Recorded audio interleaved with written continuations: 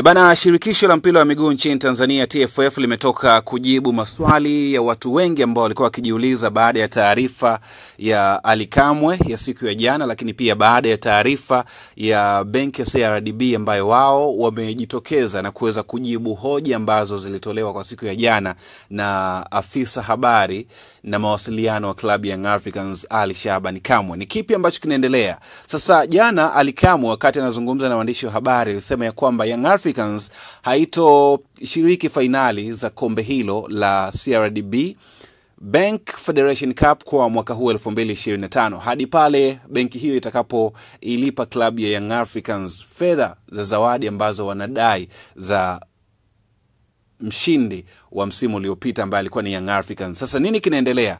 CRDB wamejitokeza leo na kukanusha kusema kwamba tayari fedha walishazipeleka TFF na walizikabidhi mapema kabisa. Nini ambacho kinaendelea? Watanzania, wadau wa soka nchini wanaendelea kujiuliza. Sasa hiki kimejibiwa pia leo hii na shirikisho la mpira nchini Tanzania TFF kwa kutoa haya ambayo wamekuja kuyajibu ama kutoa taarifa kwa umma. Naomba ni nukuu taarifa yao ambayo imeitoa hivi punde ya kwamba tunapenda kuthibitishia umma kuwa benki ya CRDB ndiyo mdhamini mkuu wa mashindano ya kombe la shirikisho la TFF na inatekeleza ipasavyo majukumu yake ya kimkataba.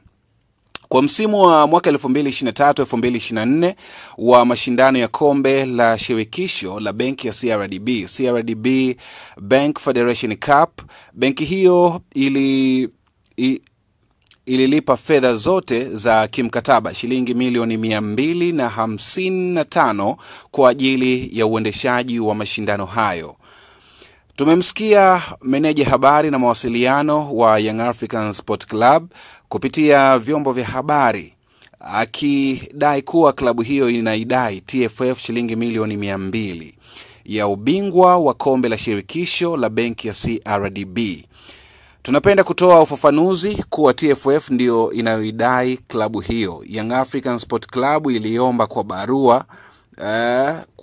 barua fedha zao za zawadi katika mashindano mbalimbali zikatwe kulipa malipo wanayotakiwa kulipa kwa TFF ikiwemo ada za wachezaji wa kigeni.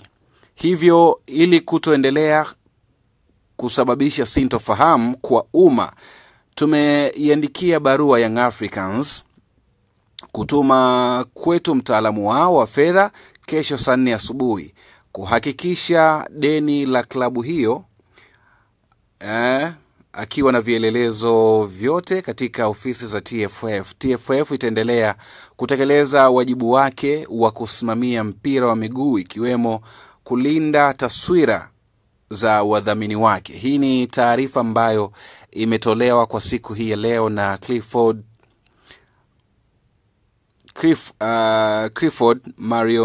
Mariondimbo, afisa habari na mawasiliano wa TFF Juni 10 mwaka 2025. Sasa bado mjadala umeendelea kuwa mpana kweli kweli kwamba kwa nini fedha hizi ziwe za mashindano haya kama haya na vitu kama hivyo, kwa nini Yanga wasingekabidhiwa kwanza na kama kulipa wailipe fedha hiyo. Nataka tuone maoni yako ni yapi kwenye hili.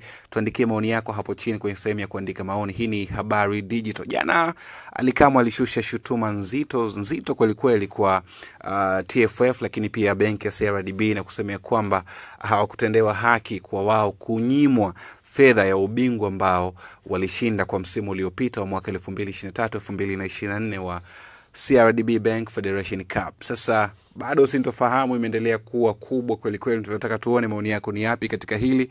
Andika maoni yako hapo chini kwenye sehemu ya kuandika maoni. Hii ni Habari Digital na Sports Updates ndizo ambazo umetoka kuzisikiliza kwa siku ya leo.